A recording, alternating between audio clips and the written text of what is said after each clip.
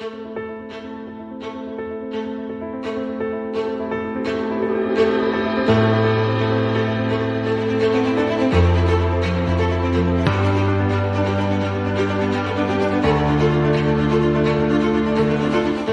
monsieur, Bonjour. déjà vous présentez? Alors, je suis l'honorable Yaoudjo, député de la transition, nommé par les seuls soins de son Excellence le général de brigade Brice Clotaire Oligui Nguema, président de la République, chef de l'État. J'ai un passé politique que tout le monde connaît, membre du Parti démocratique gabonais, membre du bureau politique, ancien député du siège de Mvadi, ancien membre du bureau de l'Assemblée nationale. Et lors de la législature, la 13e, j'ai occupé également les fonctions de secrétaire de certains groupes d'amitié, en particulier le groupe d'amitié Gabon-Maroc. Donc voilà ce que je suis. Je suis philosophe et diplomate de formation. Très bien, très bien. Aujourd'hui, 30 août 2023, 30 août 2024, un an déjà que la transition de CTRI, en tête desquels le général de brigade Brice Clotaire Oligui Nguema, chef de l'État de la transition, ont pris la tête dans les manœuvres du Gabon aujourd'hui. Vous, en tant qu'homme politique, on vient de vous écouter, vous avez un bagage très intellectuel, très instruit, vous avez un bagage politique également. Aujourd'hui, on aimerait savoir votre avis. Le chef de l'État hier s'est adressé aux compatriotes gabonais, vous en tant que Gabonais, en tant qu'homme politique, acteur politique, très intéressant d'ailleurs, qui réapparaît aujourd'hui. Un avis, un décryptage sur son discours. Alors, j'ai suivi attentivement et avec un intérêt le discours à la nation prononcé par le chef de l'État à l'occasion de la célébration de la première édition du coup de la libération, qui marque le partage d'un régime constitutionnel que nous déplorons à un régime d'exception caractérisé par la prise de pouvoir par les éléments des forces de défense et de sécurité. Loin de moi d'avoir la prétention de décrire toutes les grandes articulations de ces grands discours, ces discours mémorables, historiques, j'ai retenu quelques éléments des bilans et quelques éléments de perspective. D'abord, un discours à forte tonalité politique, où le chef de l'État a décliné sa vision de l'idéal d'un nouveau Gabon, un Gabon qu'il veut caractérisé par l'état des droits, l'existence des lois, des mécanismes de contrôle, en particulier l'accent qui a été mis sur la future constitution qui, dans quelques jours, passera à l'appréciation des Gabonais par le biais du référendum. Et ce moment du discours est important parce que le droit, c'est ce qui caractérise les États modernes. Donc, la Constitution étant la mère de loi, le président a mis un accent pour que cette Constitution reflète les aspirations profondes du peuple gabonais. Et donc, il a promis que dans quelques semaines, cette Constitution sera soumise à l'appréciation du peuple directement par la voie du référendum. Donc, c'est un moment important de son discours. Un autre moment important de son discours que j'ai retenu, c'est de sortir dans les meilleurs délais, selon les indications calendaires, de la situation d'exception pour intégrer l'ordre constitutionnel. Parce que effectivement, le Gabon travaille en toute confiance dans le concert des nations. Nous sommes partis à beaucoup d'institutions, beaucoup d'organisations internationales, et donc le fait que nous soyons dans une situation d'exception caractérisée par un régime militaire ne rassure pas nos partenaires. Donc il faut tout faire, et c'est un des engagements du chef de l'État réitéré hier dans son discours. Il faut tout faire, il faut tout mettre en œuvre pour que le Gabon regagne l'ordre constitutionnel à travers sûrement l'organisation des élections transparentes, en commençant par l'élection référendaire et les autres élections qui vont arriver, l'élection présidentielle, les législatives et les locales, pour mettre en place toutes les institutions. Donc ça a été un engagement qu'il a pris et il a réitéré hier dans son discours. Au plan économique, effectivement, le président de la République a mis un accent en termes de bilan. D'accord. Depuis qu'il est à la tête de notre pays avec le CTRI, il a mentionné que beaucoup de réalisations ont été opérées pour se réapproprier les secteurs clés de notre économie. Donc, reprendre la souveraineté nationale sur le plan économique, notamment avec le rachat que tout le monde connaît, que nous applaudissons, de la société Assala Synergie, qui devient aujourd'hui une société entièrement de droit gabonais. Et donc cette société qui va réorganiser la place de l'État gabonais dans le secteur des hydrocarbures a été mise en exergue par le chef de l'État dans son discours. Et donc il y a un grand espoir dans ce domaine. Et donc il ne fait l'ombre d'aucun doute que tout le Gabon a suivi ces rachats. Nous espérons que avec les contrats qui vont être signés avec les autres partenaires, et cette société fera en sorte que le Gabon reprenne sa souveraineté totale sur le secteur des hydrocarbures, parce que nous sommes un pays producteur et nous ne devions pas être absents dans la chaîne de production du pétrole et des autres produits pétroliers, le gaz et les autres dérivés. Donc, un accent a été mis là-dessus et nous avons apprécié en tant que citoyens d'abord et puis en tant que parlementaires, parce que notre rôle aussi c'est de suivre l'évolution des idées politiques pour mieux rendre compte au peuple gabonais. Un autre accent a été mis sur la création de la société aérienne Fly Gabon, En effet. qui a été inaugurée solennellement, dont la première flotte a été inaugurée hier, parce que le Gabon a perdu cet outil. À l'époque, lorsque nous étions jeunes, nous avions le souvenir d'Air Gabon, qui était vraiment la vitrine du Gabon, même à l'échelle, en termes de flotte, même à l'échelle internationale. Nous nous souvenons que le Gabon faisait partie des rares pays africains qui avait une flotte jusqu'à descendre à Roissy-Charles de Gaulle. Donc l'inauguration de ces premiers vols nous met dans un souvenir aujourd'hui de confiance. Et l'avantage avec Fly Gabon, c'est que en dehors de Fly Gabon en tant que compagnie aérienne, Fly Gabon est adossé sur un véhicule, le Fly Gabon, la holding, qui va être là pour soutenir financièrement et trouver des financements, des participations pour soutenir financièrement cette entreprise.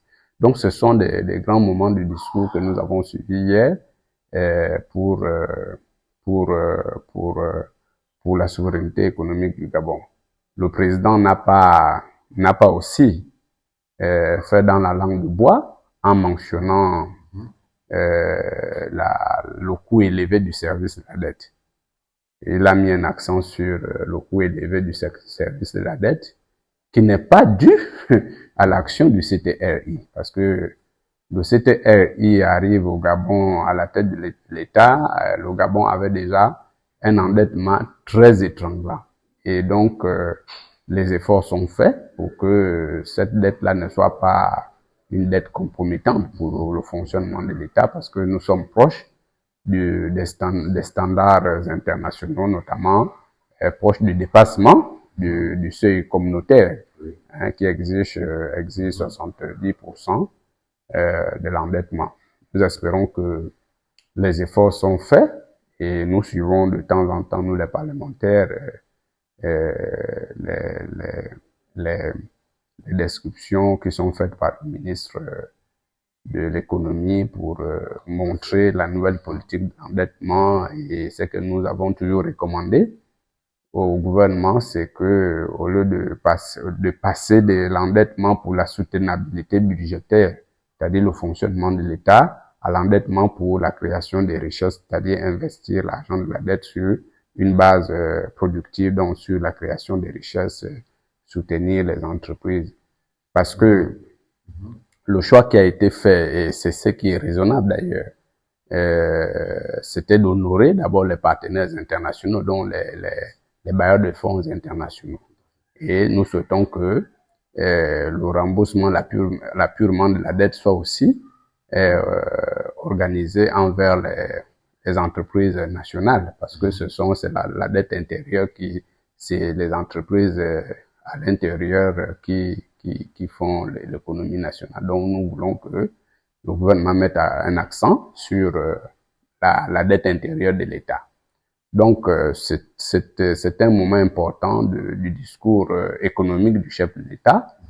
Un autre moment que nous avons suivi avec attention, et ça c'est vraiment avec joie en tant que parlementaire, c'est de voir que le chef de l'État a mis un accent particulier sur le secteur de la santé, en mettant en exergue la création de pôles d'excellence dans diverses provinces, le Wellington, le Haut-Ogooué et les autres provinces, pour faire de ces pôles des pôles d'excellence en matière de santé.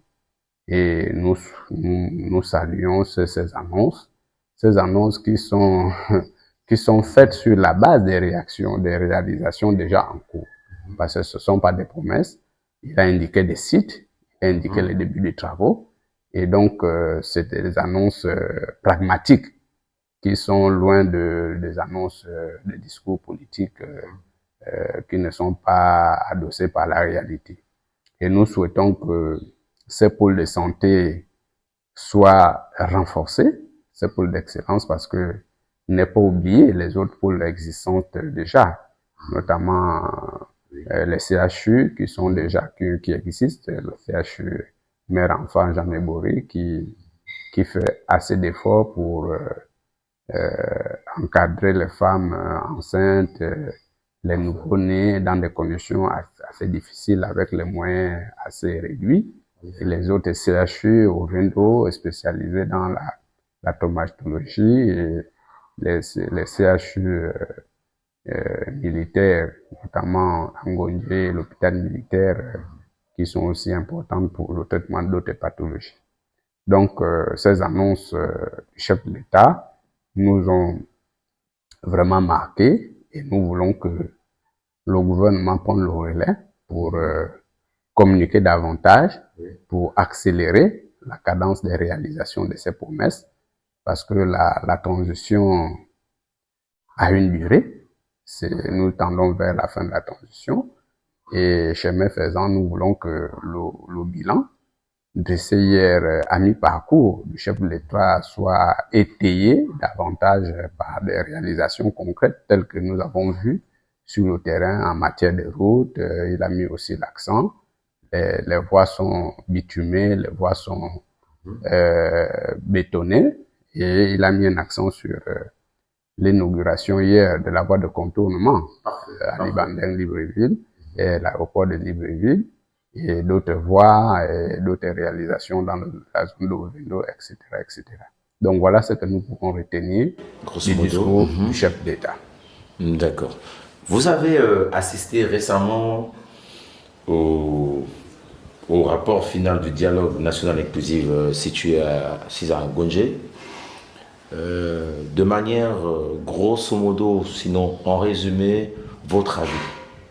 Non, je n'ai pas fait qu'assister à la remise du dialogue ou bien à l'adoption du rapport. J'ai été membre et participant au dialogue national inclusif et dans la commission hautement stratégique, la commission politique et précisément dans la sous-commission régime et institutions politiques où toutes les grandes questions politiques ont été abordées, discutées en toute liberté, avec responsabilité par les participants sur la base des contributions des Gabonais. Donc, au sortir de ce dialogue, effectivement, nous avons adopté un rapport global, secteur par secteur, et ce que nous pouvons retenir du domaine politique, c'est que le Gabon se dotera d'une nouvelle constitution, une nouvelle constitution qui va désormais réorganiser le pouvoir au sein de l'État. La voie d'adoption qui avait été retenue par les participants au dialogue et aujourd'hui acceptée par le chef de l'État et le gouvernement, c'est le référendum. Et donc, pour principe de modification, des révisions de la Constitution, c'est désormais le référendum. Et cette Constitution a consigné, va consacrer dans ses grandes lignes le régime présidentiel. Le régime présidentiel sera le nouveau régime politique au Gabon si nous respectons les grandes décisions du dialogue. Le régime politique a l'avantage, le régime présidentiel a l'avantage d'être un régime monocéphale, c'est-à-dire le chef de l'État est le seul responsable de l'exécutif. Il n'y aura plus de dualisme à la tête de l'exécutif, comme c'est le cas en ce moment où il y a un premier ministre qui cohabite avec le chef de l'État. Donc le chef de l'État sera le seul responsable, il nommera un gouvernement pour l'aider à exécuter son programme de société. Et dans cette constitution, nous avons aussi acté les nouvelles conditions d'éligibilité à toutes les élections en République gabonaise. Pour être président de la République, tout le monde le sait, il faut être âgé de 35 à 70 ans. Il faut être gabonais d'origine. Il faut avoir comme époux ou bien épouse un gabonais d'origine, etc., etc. Donc, ce sont des conditions qui ont été actées.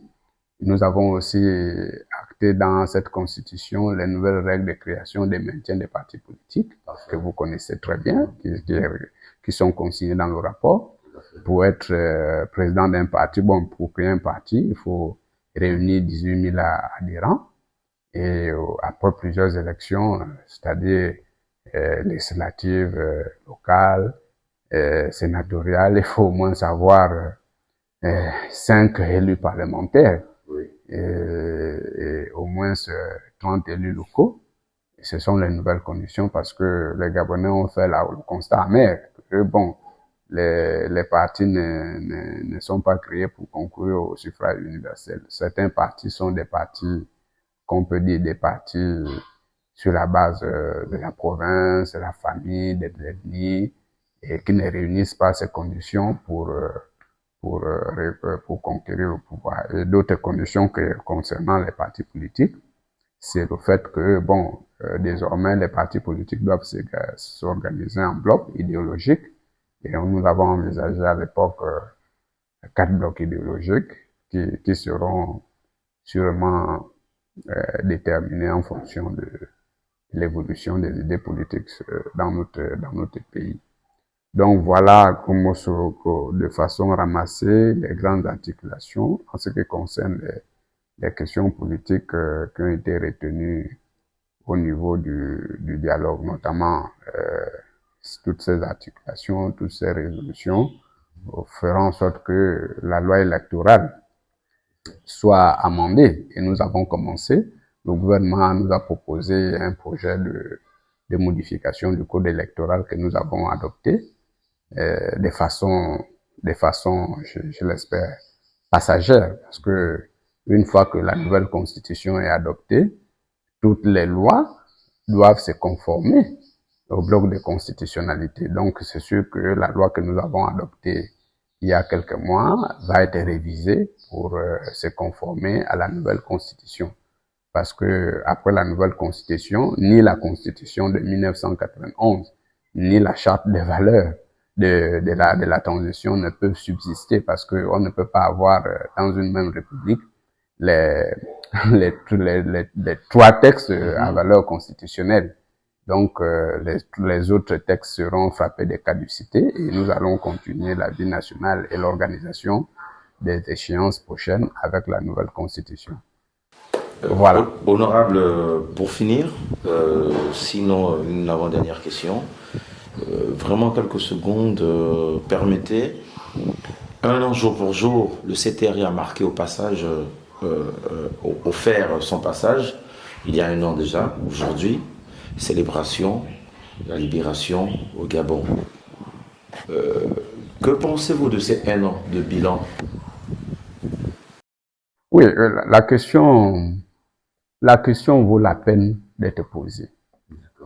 Et je voudrais pas répondre à cette question avec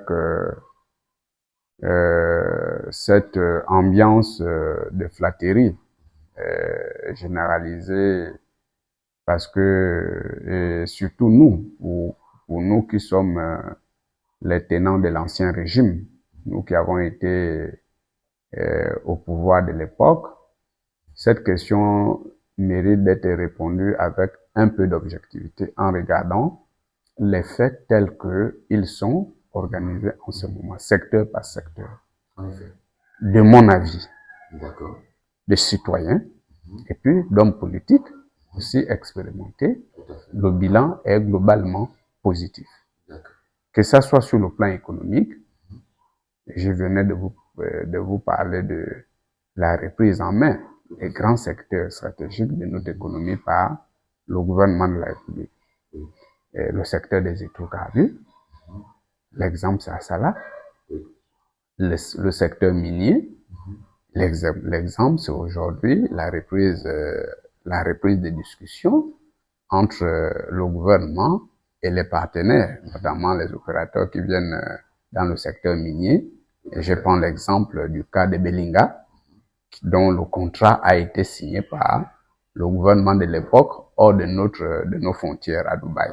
Et pour ceux-là qui ont eu accès à cette convention minière, mais c'est une convention purement cornélienne qui ne profite que aux partenaires, à la société Fortescue. Et le président de la République a promis la reprise des discussions avec notre partenaire sans le vexer, parce que le fer étant un minerai assez stratégique pour le monde, mais en particulier pour nous, il n'est pas question que lorsque un partenaire s'y intéresse, quelles que soient les conditions, qu'on puisse arriver à une rupture brutale du contrat.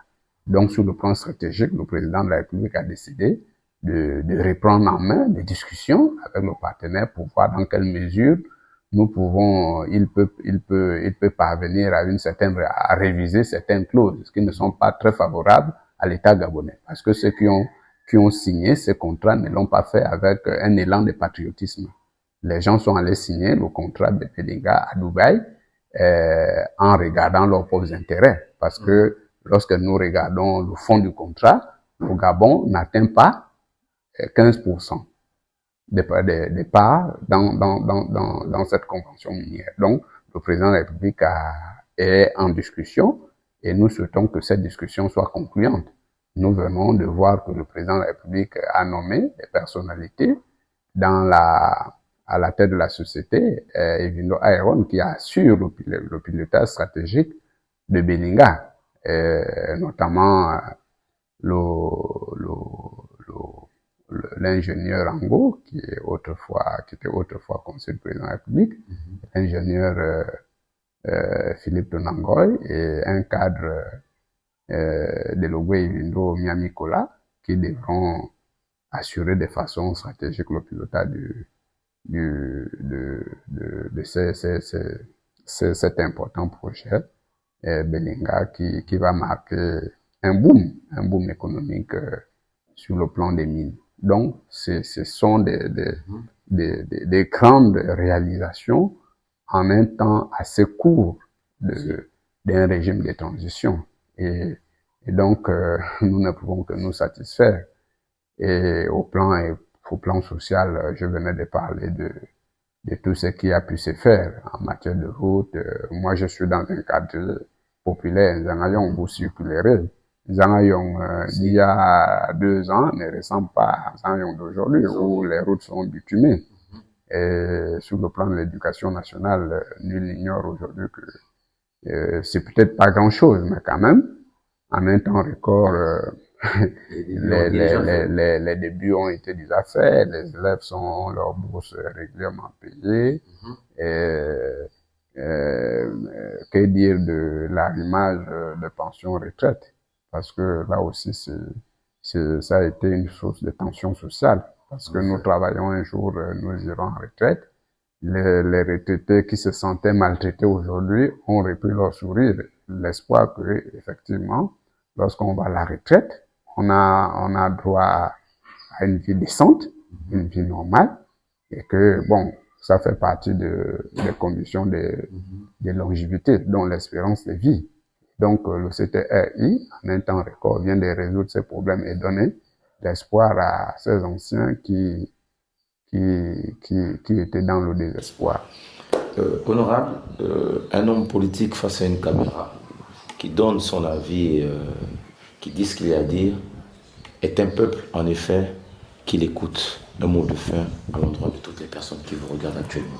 Bon, le mot de la fin de cette interview, c'est un appel.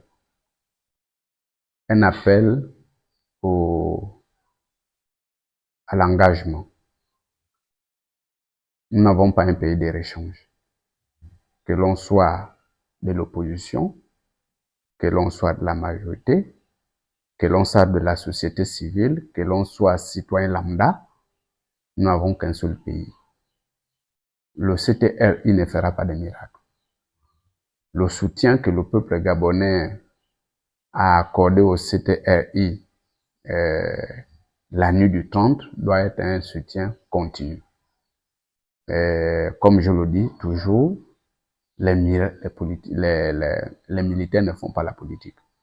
Les militaires ont un rôle, c'est d'assurer le lien armée-nation. Et ils viennent de montrer leur capacité à assurer le lien armée-nation. Donc, il faut leur faire confiance. Mais cette confiance doit s'accompagner d'un soutien franc, dans un élan républicain, dans un élan de patriotisme. Nous déplorons des critiques qui ne sont pas fondées sur le plan de l'analyse des faits.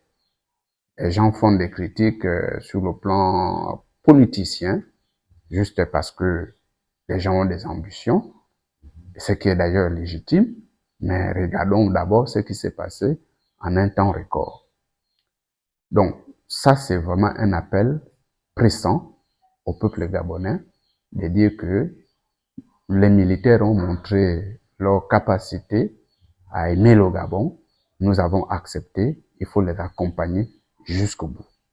Quitte à ce que les limites qui sont liées à l'action humaine se fassent jour, mais ces limites ne doivent pas diluer la volonté dégagée au soir du 30 de faire de notre pays, de reprendre la vie dans notre pays.